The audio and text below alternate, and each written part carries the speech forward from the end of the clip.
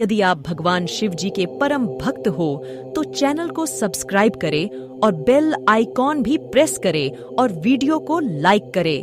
तो वीडियो शुरू करते हैं। शिव महापुराण की कथा कहती है त्रिवेणी का पौधा घर में नहीं लगाया जाता। कई लोग इतने चतुर होते हैं कि घर में ही त्रिवेणी लगा लेते हैं कि गमले में आंवला लगा लिया, पीपल लगा लिया, बड़ लगा लिया। तो ये त्रिवेणी का जो पौधा होता है ये बाहर होना चाहिए, घर के अंदर नहीं होना चाहिए। हाँ, आंवले का पेड़ आप अलग से लगा लो, चल जाएगा।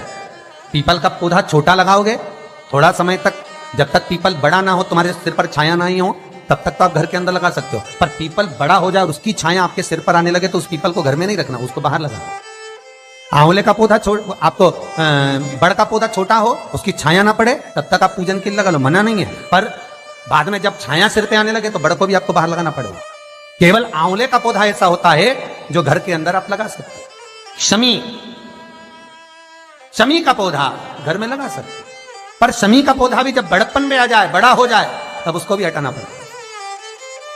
शंकर भगवान को जो बेलपत्र चढ़ती है, शमी पत्र चढ़ता है, उसमें बेलपत्र का जो पौधा है वो परमानेंट कितना भी बड़ा हो जाए वो सुख देगा। पर शमी का पौधा भी ज्यादा बड़ा होगा तो वो आपको हटाना पड़ेगा, ले जाकर लगाना पड़ेगा। छोटा है चलो, पर निवेदन है कि बड़, पीपल और आंवले की त्रिवेणी आप गमले के अंदर ना बनाओ। आप गमले के अंदर, कई माताओं की आदत है कि त्रिवेणी कहां पूजने जाएंगे, त्रिवेणी पे कहां दिया लगाने जाएंगे, तो गमले में त्रिवेणी बना लो, बड़ का पौधा भी लगा लो उसी के अंदर, उसी में आंवले का, उसी में पीपल। वो शिव महापुराण वर्णन नहीं करती। त्रिवेणी बाहर, त्रिवेणी का पौधा बाहर हो, घर के अंदर क्यों?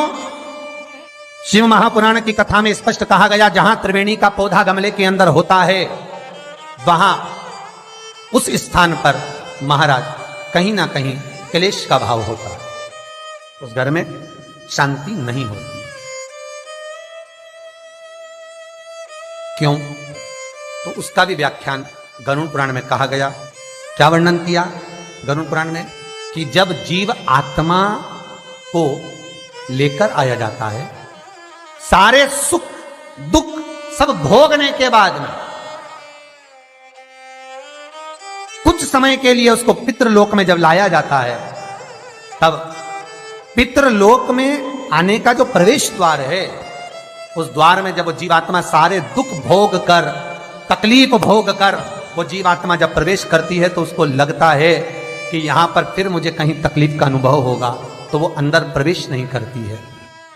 त्रिवेणी का जो पौधा होता है, उसी पौधे के नीचे वो जीवात्मा कुछ देर विश्राम कर लेती है। इसलिए शिव महापुराण कहती है त्रिवेणी बाहर पूजी जा, त्रिवेणी बाहर लगा। पर त्रिवेणी का पौधा घर के अंदर गमले में रहेगा। जीवात्माओं को जैसे दुख का भान होता है तो विश्रांति लेते हैं, तो आहूत पितर वासुक, जो प्रेत योनि में भटकने वाले भी जीव होते हैं, वो त्रिवेणी के नीचे कुछ समय के लिए विश्राम लेते हैं। विश्राम महाराज विश्राम। तो शिव महापुराण में और गणेश पुराण के अंदर एक बहुत सुंदर प्रसंग, गणेश पुराण में जैसे दुर्गा का प्रसंग कहा गया है, कल उस प्रसंग को थोड़ा वर्णन करेंगे गणेश पुराण के, कि कौन सी दुर्गा किस चीज के लिए लाभदायक है। तो गणेश पुराण में शमी के जो पत्ते का वर्णन करा गया, तो उसमें स्पष्ट कहा गणेश पुराण में कि यदि एक लोटा पानी, एक कलश जल, उसमें चंदन घोलकर, अक्षत के 5 दाने और पीपल के 2 पत्ते उसमें डालकर शमी के पेड़ के ऊपर उस जल को समर्पित कर कर आप अपनी कामना बोलकर जिस कार्य के लिए जाते हैं, वो कार्य मात्र 3 दिन में सफल हो जाता है। मात्र 3 दिन लगते। गणेश पुराण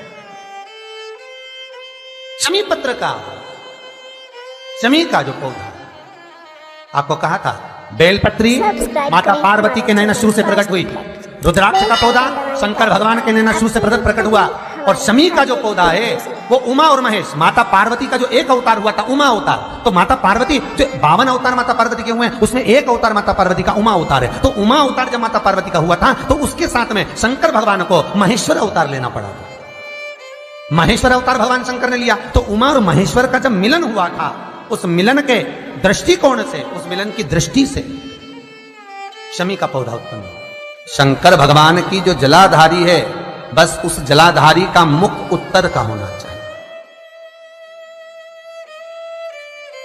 घर में भी अगर शंकर भगवान का शिवलिंग रखते हैं अपन, तो शंकर जी की जो जलाधारी का मुख होता है वो उत्तर का होना चाहिए। उत्तर।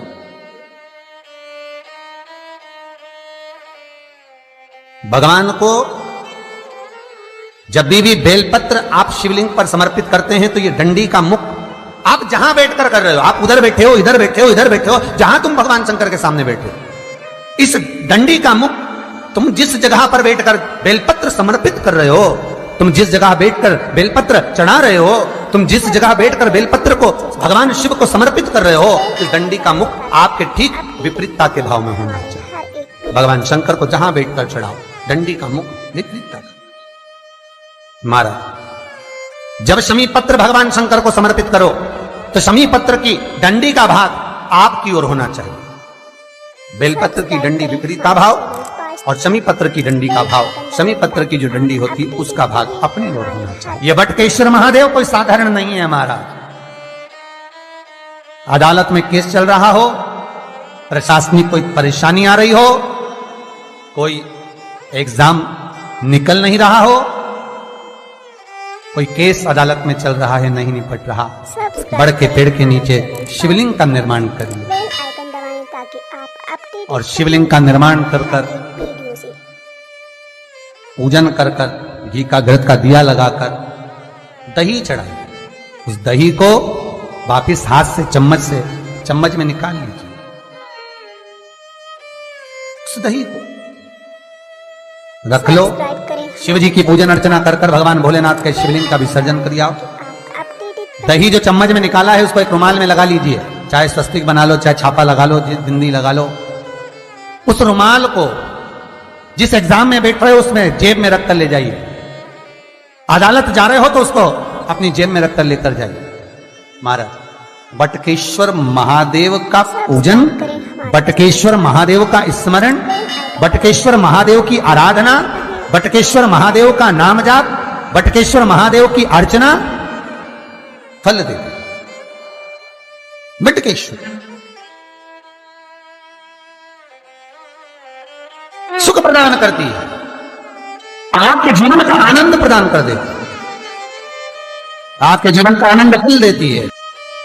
श्री शिवाय नमस्तुभ्यं। श्री शिवाय नमस्तुभ्यं। श्री शिवाय नमस्तुभ्यं। आपको वीडियो अच्छा लगा हो तो हमारे चैनल को सब्सक्राइब करें और लाइक करें। कमेंट में हर हर महादेव लिखें। मिलते हैं अगले वीडियो में।